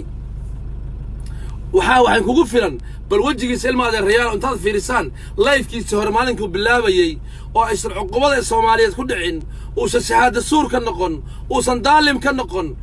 iyo maanta isu fiirso ummadda Soomaaliyeed maanta waad ka yaqyaqsoonaysaa wajigiisaad ka naxaysaa inay ku dhacday ugu yaraan oo ku dhacay bahal yiraahdo muxuu ahaa dhuuq maxaa la yiraahdaa dhuubay bahal yiraahdo waxa jirta gadal laga yaqaan dhuubay tibay iyo waxa jira wax la yiraahdo cudur kale oo ay Soomaalida u taqaano bahalkan AIDS-ka Soomaalidu wax kale u taqaana oo farsamaysan bay u taqaana waxa la yiraahdaa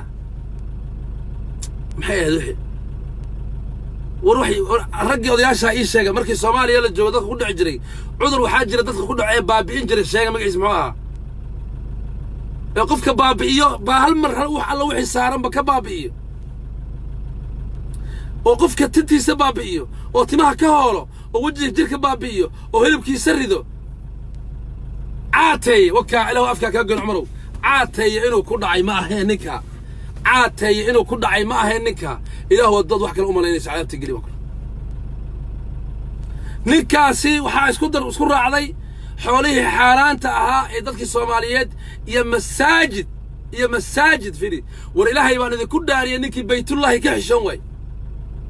ninkii ka xishoon waayey dad Soomaaliyeed oo dhibaataysan intuu meel soo dhigay lacag ku arursan lacagtii cunay lacagtii ka cunay baytullaahi wixiisa ka cunay ayaa inta meel soo istaagay wuxuu leeyahay waxaan ahay political analyst baan ahay oo siyaasadana qaanaayo Kenya bixi mayso waxaas la soo istaagay adunku bal ilaahay baan idinku dhaariyay ninkaasi xaar haye ee gaar haye la baxay bal ilaahay baan idinku dhaariyay jawaabta iga jawaabo maalinta uu galay inta telefoonadiina fiirisaan sidoo weeka iyo maanta sidoo weega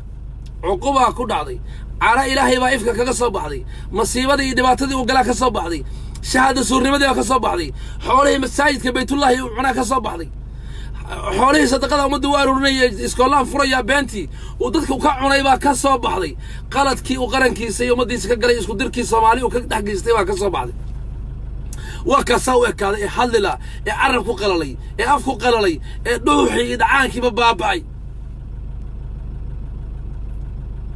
قفك ودنيك وحلو قرتا حقا كتاغن مالين والبواسين نورا نور با كسيبحو وناك با كسيبحو وصيفتي ما وصيدي ردا إلا وح وناك سنبو كجدا دادكي بو شقينيا وقدمينيا ودالكي بو أديقيا دالكي بو دفاعيا وصيدي رجليا نيدي ساسيدي سبيسو لكن كوا دلقة وحن كشقيو ويسكو بابعين ومال البوحبات تنبا كسير رفميسو ما إلا وح بخلي عقوائي بين لتاقني مال البو تنبا رفميسو مال البو تنبا رفميسو عذر كاسي صومالي ودنبو كجرا أنا هذا يدي شيء عذر كاسي صومالي ودنبو كجرا صومالي ودنبو كجرا وحكو دعا دادك حولها دادك عنو سياسيين كتابك بينتا كدارتا كدعا وحكو دعا كوا ما أركتا إلهي كفرتي كوا حولها صدقادا عنا كوا مساجد دعا كوا شهادة سورينتا بين لو ياشا وحاسو عذر كان كدعا عاتي يا ليلا عاتي أيال ليلا هذا هدي عن بين ذي شيء نيكي محلدين عاوة بين بعد نوشيك سو كذاب إلهي كفرتات هاي نيكاسي بالعذر كهي يسدو يهي سوء قاد أمد الصومالية دي لكن أنه هو سيدي هنينا نور بان نقصي بحيو افتين بان نقصي بحيو وايا وددي سحر يد بان كنت هاقناهي آيدي القرآن كان كنت هاقناهي إلهي كتاب كيسان كنت هاقناهي دين تبين كنت هاقناهي إن المدح دينا عدي عنه إن القرن كان ندفع عنه إن العرض قانية شرفته ندفع عنه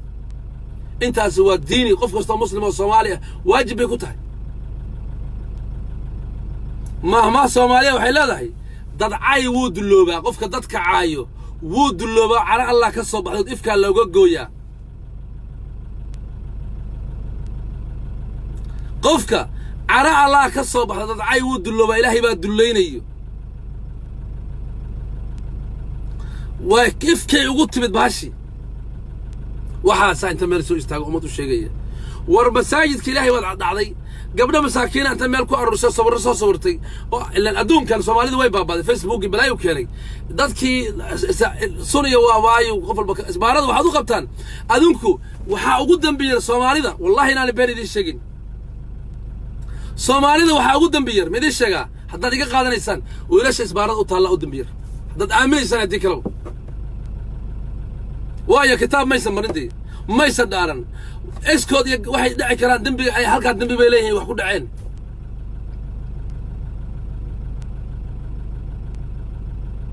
laakiin kan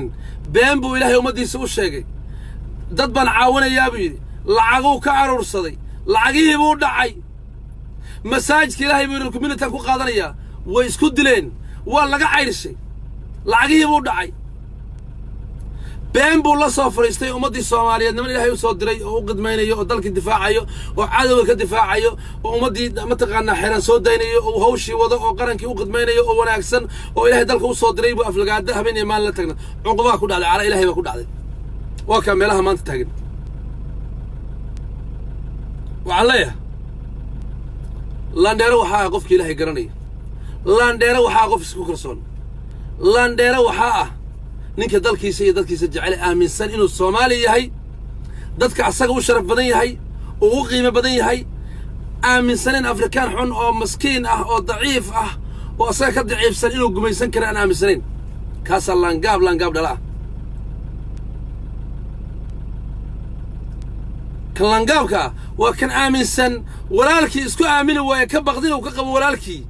أما وحويدا أما وحلقسين ويا أما صدبرس ويدا أما ضوح كلو ويدا إصلاحي ولالكي كعارني الضون دبقري لانقاب دلا maxaa ku dhacay maxaa ku haray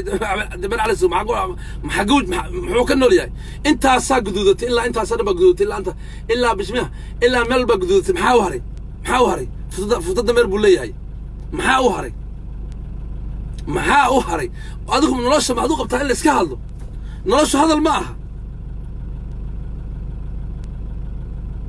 noloshu hadal ma aha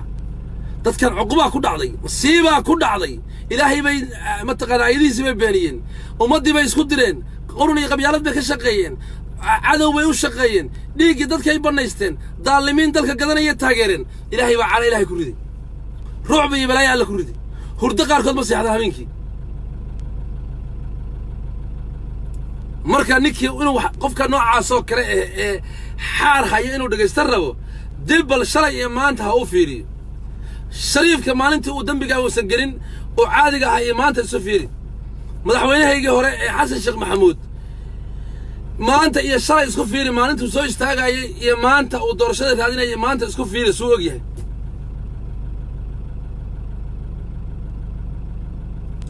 intaasaa wax kugu cibri qaadasho kugu filan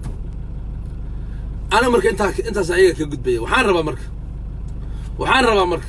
ummadda Soomaaliyeedna u sheegan rabaa dalkii dawlad baa ka dhalatay awood bay la timid dhaqaalay la timid sumcad bay ummadda la timid quluubtii shacbiga Soomaaliyeed bay kasbatay boqolkiiba 99 dhibic ummadii waxay noqotay nabad iyo nolol shacbi weynihii shacabka markay boqolkiiba 90 ama boqolkiiba 85 waa dhalinyaradii waa nabad iyo nolol ama Hargeysa ha joogo ama Xamar ha joogo ama Kismaayo ha joogo ama Boosaaso ha joogo waa nabad iyo nolol shacbigii waa nabad iyo nolol nimankani waxay la joogaan ma jiraan marka waxay haystaan ma jiraan wuxuu yidhi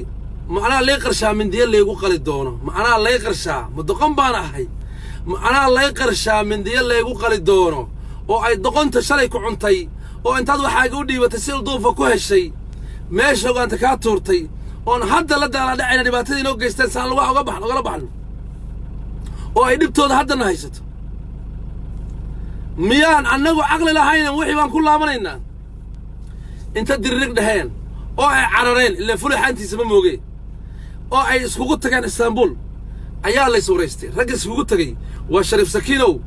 waa ina Cabdirashiidow waa Cabdulla Gaaso damaanad lagu soo daayow waa labadii madaxweyne horow waa Cusublow waa wixii dhan kooxdii xaraash qaran oo dhan baa iskugu tagtay hebel aan dhahin fulixaantiisa ma moogee waa la iswareystay war heedha awoodda maanta nimankani ay la yimaadeen iyo shacbiyadda ay haystaan annagoo kala daadsan oo kala soconna lama tartami karnee wacalaykum salaam walaashiisa dhow lama tartami karnee maxaa inoo talaa isma jeclayn ee danbaa isu geysay dani waa maseegto markaasay waxay yidhaahdeen dawladdan waxaan ku cadaadin doonnaa in doorashadu ay xildhibaano noqoto 4.5 lagu soo doorto kow annaga awoodeenna aan haysanno iyo waxaan taageeraya xildhibaano aan haysanno ee meesha fadhiyo aan hallin codka siino musharaxa madaxweyne axsaabta oo dhanna Sheekh Shariif aan ka dhiganno laakiin ismaysan weydiin hadda xildhibaano waa tiino wax yar baa idin haray ma soo laabanaysaan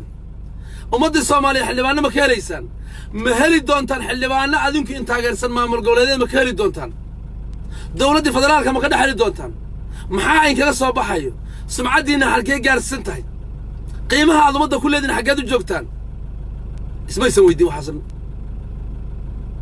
waxaasi ismaysan weydiin dhaqaalaha imaaraadku bixiyaan iyo xoolaha aan haysanno iyo awoodaan haysanno iyo waxaan dhacnay aan hal meel kii bad soo gatay ee Puntland imaaraadka u sii xogaaga watay ee dambiga galay kii badda Soomaaliya gatay xogaaga watay kii dhulka Soomaaliya wixii yaala arursaday kii macaadinta soo cunay كي وزيرك هايو عرض بابي كونفور قلبت يبسدو شريف وحي ودن هل ميل اسكو جينا لي اسمو سويدين الشيخ شريف سكين كونفور قلبت ما كان نقون دونا حلبان دم مصبح دونا او ديغلي ميرف سو دونان كونفور قلبت مسو دونان مي سويدين انغا waxaanu taaganahay xildhibaanada kale ayaga raacsan xaraash qaran raacsan beelahi ay ka dhasheen ma soo dooran doonaan waxaan leenahay intaas oo dhan mid ka fikirin intaas oo dhan miidan ka fikirin hal xildhibaan oo dambe oo waxaan hadda socda ah ee xaraash qaran ku jiro tuulo uu ka soo baxaya ma jiraan tuulo ay ka soo baxayaan ma jiraan cid soo dooranaysa ma jiraan wuxuu yidhi u soo aroor aadan yabaal abaal la kuma ergane maxay naga soo doonayaan hadday noo yimaadaan oo caawa ay noo yimaadaan oo adiga xildhibaankii xaraash qaran ku ahaayo beeshaadii matalayay wuxuu kuu qabtay sheeg ilaa Soomaali baa dalka leedahay ilaa wax dooranay waa annaga konta qof ama 100 qof ha noqoto ama 1000 ha noqotay maxuu annaga noo qabtay fartaag alankay muxuu noo qabtay muxuu daqarro qabtay maxay dalaayad qabatay muxuu fiqi qabtay muxuu maasalaad qabtay muxuu casab la qabtay maxay heblaayo qabatay waxa la isku haysto waxa laga xisaabtamaya isgoodoomin siyaasadeed baa dhici doonta hadii sheegay waxay baabul goboleedada marba meel loo xiranayo marba darbi loo boodayo marba budla cabsibay ka qabaan soo noqoshadooda dambe cabsi ka qabaan haddii caawa la yiraahdo farmaajo iyo khayr ay dhahaan waalaikum salaam farxan sheergaray soo dhawaada ay dhahaan bar xildhibaanadina minority ah ee kontanka ah waad soo noqonaysaan way fariisan lahayn walwal iyo walbahaar iyo ruuc alla ku riday way gariirayaan walaashay soo dhawaadna xabay wadani aad baan ku salaamaya way gariirayaan way walwalsan yihiin inta hartana odaygii cabdi qaybdiid adeerkeen baa u dhameeyay oo su'aashii la weydiiyo ahayd maxay xildhibaanada deegaanka galmudug ee beel ahaan anagu aan leenahay ee dawladda federaalka noogu maqan xaquuqdii aan dawladda federaalka aan ku lahayn maxay looga keeni waayeen markaas yiri xildhibaano umiidan dirsane xildhibaano u dirsada waa hadal nin weyn waa hadal sax ah qabiil xildhibaankiisii iyo deegaankiisii ka hadlay ma aragteen xildhibaan beeshu ka dhashay wuxuu raadinayay ma aragtay kuwa deegaanadooda la baabi'iyay kuwa ehelkooda la baabi'iyay kuwa diyaarada lagu duqeeyay kuwa al-shabaab baabi'iyeen kuwa mataqaanaa daaladii roob qaaday ma la arag wax soo baxay waxa soo baxayo hadlay ma aragteen ka qaylnay ma aragteen xildhibaanka baarlamaanka soo istaaga dhahayo waxaan ka soo jeedaa degmada Hebel Diinsoor degmada Baar Dheere ayaan ka soo jeedaa buundadii Baar Dheere waa go'day dawladda waxaan ka codsanaynaa in dhisto maxay ahayd waxaan ka soo jeedaa deegaanka Gariley Fafaxdhuun iyo Buusaar dadkayga Kenya laysay diyaarada ku duqaysay halay wax mataqaanaa wax loo waxayo ma aragtay xildhibaan dhahayo caalay albaraf iyo rurmudgoodi waxaan ka soo jeedaa meesha maxay ahayto iyo maxay ahayto caliyaale dadkayga wax mataqaanaa wax qabta ma jiraan maaye xildhibaan ku dhahay Bu'aalan ka soo jeedaa ma aragtay mid baydhaw ma aragtay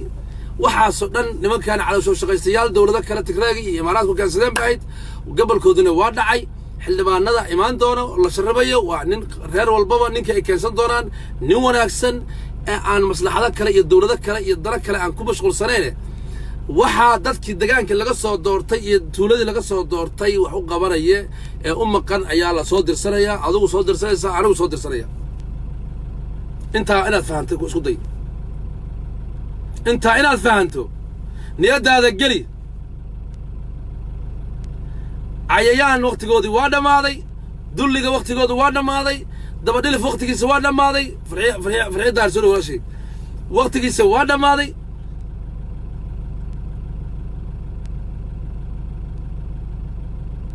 ها بل هذا جبوتي فارح وكا وين وضي xildhibaankii kuma talayay wixii khasaare ah iyo wixii dhibaato ah iyo wixii qof la dilay iyo wixii wax la waxeeyay ma ka hadlay farxiyada arwaatana xildhibaanka amaanta kursiga u fadhiyo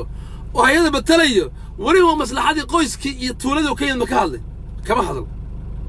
dawlad kale u shaqeeya maslaxad kale ku shaqeeya bullet proof buu wataa dalkanu saasi ahaado raba in waxa lagu jiro raba in dalka la kala xalaasho raba waa dilaalin iyo malaalin way inta in la ag baan ku jiri karnaa waxa marka waxaan qaabadkoodii baa maanta gal marka gabalkoodii waa dhaca qofna isugu fakirin wuxuu yiri reewagaalka gaboow maxay ahayd wallahu ku raftaa markii laga adkaaday markay sumcadoodii baaba'day markay dambiilayaal wada noqdeen markay qabyaaladii qurun galeen markay ummadii dhaceen markay xuduntii guud dhaceen qandaraasyo xaaraana qaateen dowladda jaajuus u noqdeen dowladda kale iyo dowladda Soomaaliya la safteen ummadii Soomaaliya way tuftay waa la nacay sankaa laga qabsaday waa uraysaan baa lagu yiri ummadii gacmaha isqabsatay dowladoodii bay raaceen odayaasha dhaqanka iyo dowladdu waa israaceen ayaguna cidlay ka baxeen ha ku fakerina markii inay soo noqonayaan ama Istanbul ku taga ama Ankara fariista ama xagga taga adinka idiin taala annaga waxba idinma hayno xil idinma hayno xoolo idinma hayno mar idagay Allah idagay mar labaad idagana ana isdagay doorashadana Soomaaliya iskugu tagaynaa anigu waan baxayaa Soomaaliya ayaa la iskugu tagayaa xilibaan dambe oo tuug ah oo imaanayo ma jiraan kuuraha isku fakirin aniga wallahi waan socdaa bisha ma taqaana doorashada xilligeedii iyo ma taqaana tartanka doorashada waan u socdaa waan tagayaa ummadda Soomaaliyeed baan rabaa inaan 10 u dhigan u sheego la xisaabtano war maanta madaxda naga soo raadiyay madaxda inoo yimid maxaad rabtaa inaad xildhibaankii beesha iyo deegaanka iyo tuulada matali lahaa ee dowladda federaalka u matali lahaa meeqa sano xildhibaan ahayd meeqa sano ayaa xildhibaan ahayd reerkii maxaad u qabatay deegaankii maxaad u qabatay weligaa maalin ma ka hadash maya hatta walaalow marka maxaad naga soo doontay haddii sheekadaadi waa u soo aroor aadaya baal abaan la kuma ergane maxaad nagu ergatoo naga soo doontay maxaad naga soo doontay oo aan maanta kugu dooranaa ilaan xayawaan ma nihine ka qulqul meesha ka dhacaysa marka waxaynu soo dooran doonaa niman wadaniyiin ah dalka iyo dadka wax u qaban karo deegaanka ay ka yimaadeen wax u qaban karo dowladooda wax la qaban karo qaranka dhisi karo sharaf leh oo haddii aan ahayn inta kiila jire Kenya dowladda Soomaaliya ku kacday Kenya taageereen oo yay rabaan inay xukumaan waxaan heecada ah yay rabaan inay xukumaan imaaraadkii Soomaaliya isku dhacday imaaraadkii raacayaan safiirka qaramada midowday Soomaaliya isku dhacay Soomaaliya raacayaan qaramada midowday war waxaan heecada ah baaladayda saad dadka ugu daadanayso waxaan dadka ay matalaan bay cay ku tahay waxa soo kala matalaan ummadda ay matalayaan ayay aflagaadaya cay ku tahay oo wallahi inaan balidii sheegin barkii qofkan islaamka ah ee wax garanaya ee muslimka ah ee Soomaaliga ah waa inuu damiir leeyahay damiir inuu leeyahay rabo qofka damiir leeyahay waxna diidi karo waxna yeeli karo ragga qaar waxa ku jiro kuwa islaanta gacanta go'an hadda ee Kenyaanku wali ilmaha ka laayeen ee guriga madow la fariisiyay ee baabaasan ee gacanta ka go'da ee la gablamiyay wiilasheedina la dilay kuwa ayadoo hadal laayay waxay eedo u tahay xildhibaan bullet proof ku jiro oo xamar joogo oo aan magaciisa in ka qarnayn oo lagu magacaabo Alankey ayaa xildhibaankeeda wali ma aragtay soo ka hadlay wali ilaahay baan idinku dhaariyaa soo ka hadlay ma aragtay وإسلامته أي لبض ويل أيد واحد يلا بضي دشي حبض للهدى عي أو أي كنياتي يدرك هذي كدرين قامد اللي حوقي أو فلوتانك كنيانك كدرين وحي أذيروا حلبان عبد علي متك اللي هذا حلبانك باشا ورمدك حلبانك من الريحان السوق هذا مارتن السوق هذا والمارتن محمد صدوني يا مرك dadka mani aqal la ay buuqwa mani xoolayihiin buuqwan hadii wax kale la waayo xilbaanada anaga noqonin hadii dadka laga waayo dad aqal laga waayo anaga xilbaanada dawladda federaalka u matalin anaga iyo kuwa ila mid ah fikirka ah ee ka horta ah dabadlifnimada iyo qurunka iyo fulaynimada ka horta ah ee dalkooda u taagan difaacanaya ayaa xilbaanada noqonay لكن المركز ذلك يسلعونه يبسطه هوسقلي أو جرو حنا أو نيروبي كده جاي هاي في سنة نيروبي ودنا يستطيع تسأل خراعين نمر تجناني مردم أنت حل بالنا كوجد بيه مركز سومالي وحلا هاي ما أنت مال في عم بين عمر الساعة مال ونكسب بين عمر الساعة وحين السجناء أنا قصة الصعدة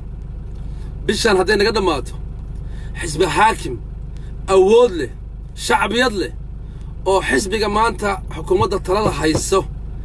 ay leedahay oo dhisan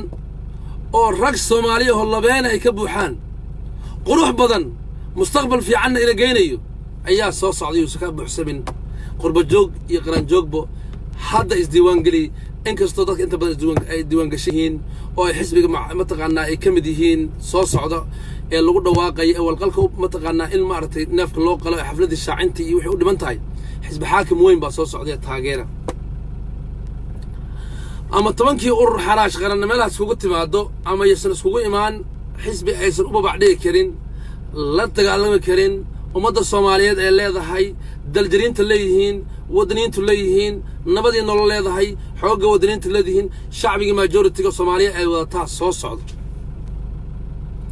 wadna gariirka iyo walwalka waa in ku badnaanaya xildhibaanada imaan doona ee u sharaxna xisbigaas ka soo baxayaan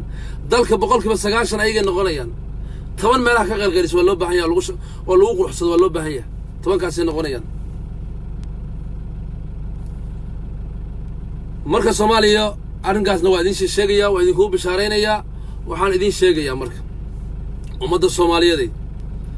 insha Allah culayska iyo ciriiriga iyo dhibaatada maanta deegaanada Soomaaliyeed ka jiraan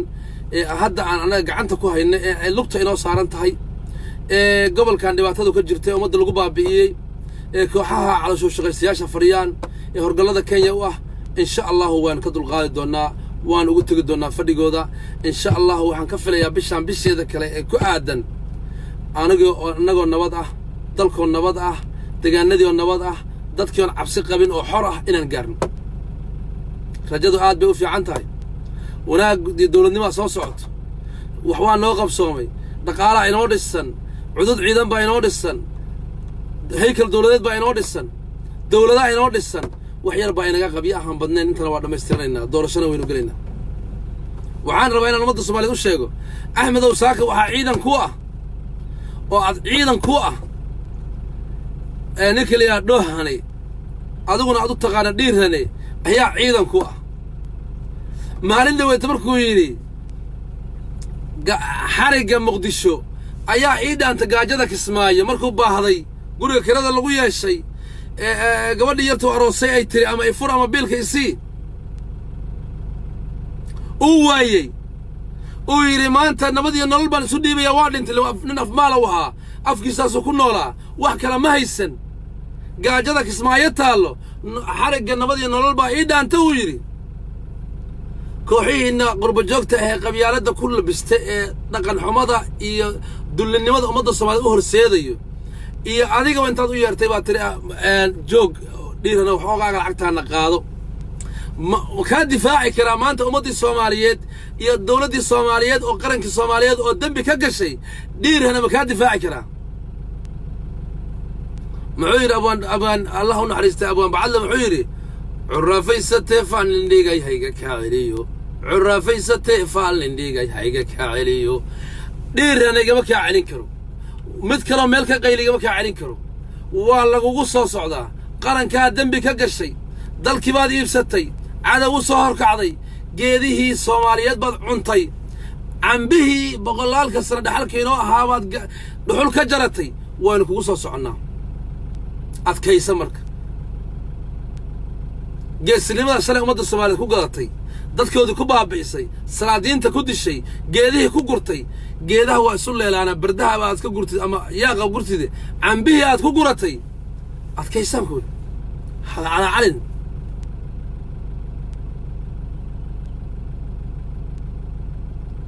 marka dhiirana adna waxaan leenahay ilaahay baa dubba kugu dhuftay ummadda Soomaaliyeed dambi kuma qabto dawladda dambi kama gelin nin iska xanuunsan afmaal ah xamarna iska ku dhawaateysnaabaa tahay tiisa haysatay shalay beerta xorriyadda garaabo beerta nabadda garaabo ka guranayay oo laamaha dadka ugu heesay oo ugu gabiyo dadka qayli laamaha siinayeen oo qadada laga bixinay oo shanta halka door loo tuuraya ahayd nin iska masaakiin ahayd wax dambi oo lagu haysto ma jiraan wax dambi lagu haysto walaalo ma jiraan annaga ku sheegayno intaad qaraaban karto xogaa ku soo galayaan ka qaraabo meesha ka bacdina meeshaadii iska soo aad waad imaanaysaa xamar waa caasimadda Lamahuraan وعوسك جيلاله حمر ويكسوغي سايس كيمو انت كهريسنا اسك قيلي قف نين والان با تahay waxaad cayda laguma haysto madaxda qaranka daacayda laguma haysto ra'iisul wasaaraha daacaysa laguma haysto madaxweynaha laguma haysto nin waalan ba tahay nin waalan ma qabsanaysa xaal ma qabto sharcina ma qabto nin maskiin ah tahay adeerow qaraabaan ku leeyahay anagu waa ku fasaxnay kuma haysano ninka liya dhoohanow ummadda Soomaaliyeed inta ku juglaysan kartid ku juglayso markii xogaaga ka dhamaanba waxa tiradaa gaajada xamar Kismaayo taalo xabsiga xamar baa ii dhaama dheh xogaa marbaha ku soo diran jaaliyadaha asaga xogaa naf biilka ku siiyo intaas aan ka soo gaarayno inta dawladda federaalka iyo ciidamada commandoska haram cadka iyo dadkii dalka lahaa ay imaanayaan intaas iska sii joog waan ka daba imaanayna ku imaanayna meesha ku imaanayna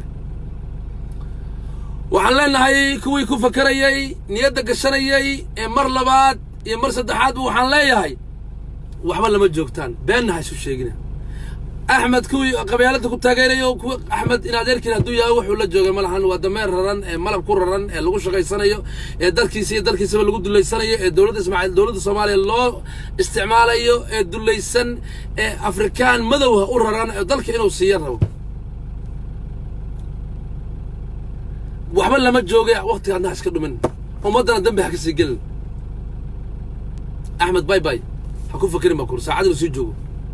قبل كيسي وداعي كان أنت أصلا كبحضي وإنه صحبة سوودين وقاتي بين لغاها هايستا حدق السيرار بين لغاها هايستا وحيلا داي وراني كان انتاجيريا نيكا ما كوفا الشلمي ودلي وحبا ما هيو وان كوفا الشلمي أدين كيلا شغية أيقون إليه إني بريء منكم ورانو صومالي بأنها دولة بان لأنه محا نوكا كيني دل حروها صومالي أنها محا نوكا كيني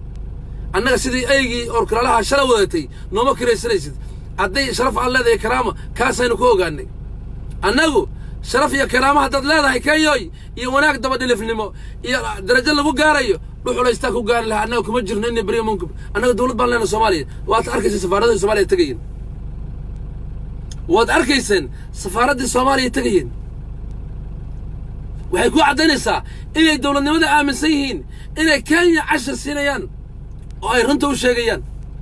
وقف عقلي لما أنت نكاسي فشلمي ضالم كأه هرقل كأه dhibaatada ah cid raaci lahayd ma jirto oo daba istaagay qof waalan cudur hayo uu ku yiri adeer waa ku soo raraya meeshaan ku keenaya qarri qoodkan kala ku jiraan inaga mooye dadka kale caadi ah maskaxdooda leh waxa ma taageeriya